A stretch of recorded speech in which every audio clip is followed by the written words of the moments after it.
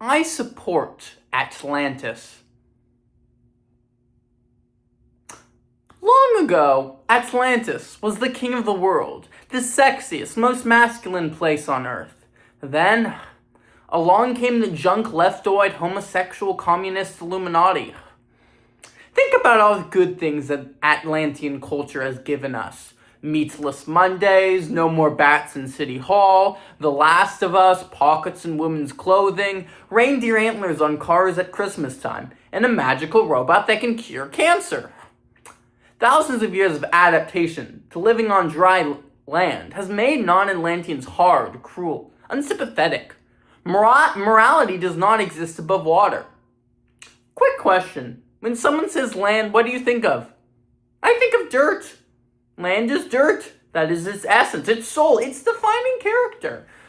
This is the crucible in which the soul of the landlubber was forged. Every aspect of the race, cringeworthy or contemptible, is derived from the lessons the soil taught their ancestors. Land civilization sprang from the dirt. Its values, its beliefs, they are dirt values. The twee slang and cultural reductivism, the fucked up teeth and the disgusting food, they all emerged from the soil.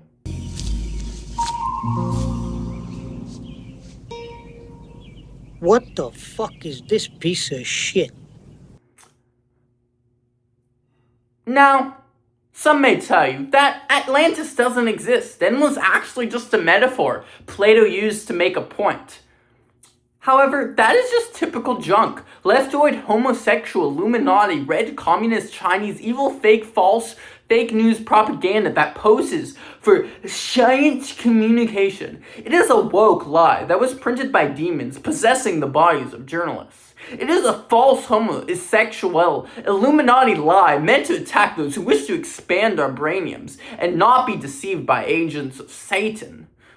It is a flat fucking lie, and it relies upon the assumption that deceptive monsters like you will repeat it for brain-dead sheep people who are too lazy to actually research the truth. You are a deceiver and a worshipper of Moloch, and your soul shall be cast into a magical box for 10,000 years of suffering, you twisted whore of Baphomet! You have been propagandized into an aquaphobic worldview that prevents you from actually solving any of the problems you complain about.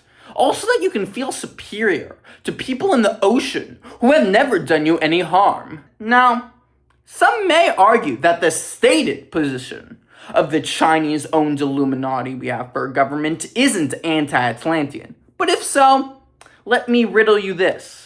Why then is it illegal to build a house in the ocean? Surely, in a free society, a man possessing all his wits would be able to construct a home for himself in the sea. But as I have found out firsthand, the government won't give you a permit for that. How can this be? It is a result of the woke environmentalist regulations passed by the evil crypto-socialists Theodore Hussein Roosevelt. You see, the dry mind virus is an anti-Atlantean mimetic weapon created by the Illuminati propagandists of the Theodore Roosevelt School.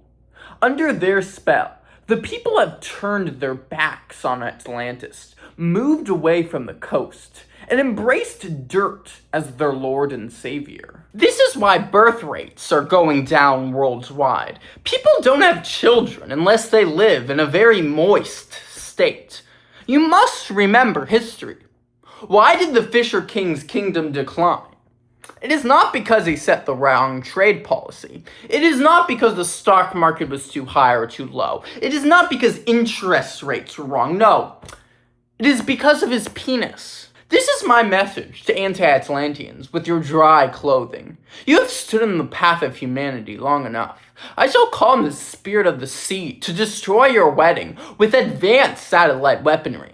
After that, the souls of your leadership will be placed into magical orbs. Your assets will be seized and used to fund infrastructure projects. Your feminine men will become concubines, used consensually for pleasure and amusement. The age of peace has ended. This is the time of dinosaurs. The left, led by Theodore Roosevelt, is trying to destroy Atlantis. Maybe it's because it serves their purpose to do so. Or maybe it's because they are simply evil elves who wish to make decent ocean folk suffer.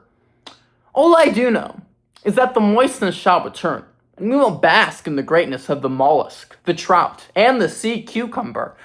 Because the ocean isn't just water. It is the only natural predator of boats. And if we bring back Atlantis, maybe, just maybe, I can get a girlfriend.